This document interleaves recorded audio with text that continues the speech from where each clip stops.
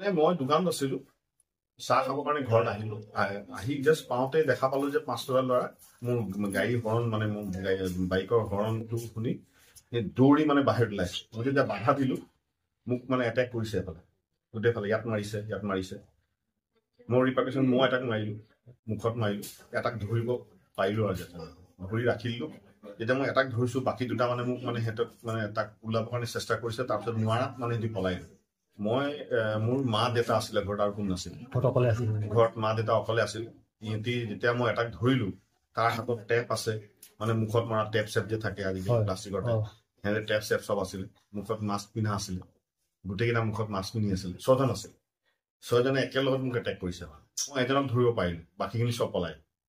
গাড়ী চাড়ীটো মই দেখা নাই, কাৰণ মই এটাক ধৰি ৰাখি দিছো। তাৰপিছত যদি পলাই গ'ল, বেলেগে কৈছে যে আমাৰ এই মোৰফালে গলিত এটা সোমাই গৈছে, দুটামান চিধা পলাই গ'ল।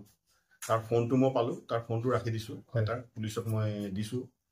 আৰু তাৰ যিটো পকেটত মানে সেই টেপ চেপ আছিলে, সেইবোৰ পালো।